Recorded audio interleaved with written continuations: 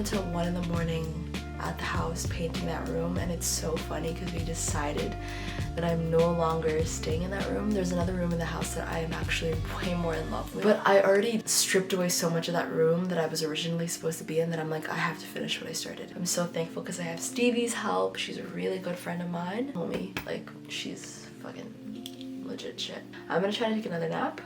Good night.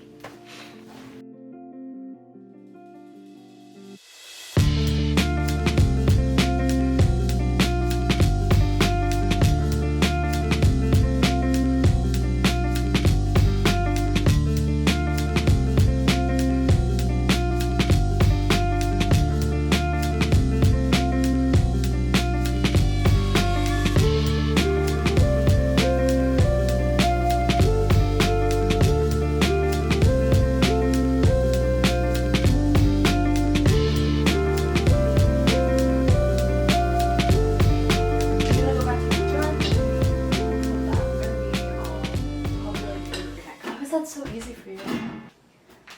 That's why. Oh. Like you can reach it, but you have Hardly. Yeah, barely. Jesus, being tall is... I'm a tall one. Sick. Thank you.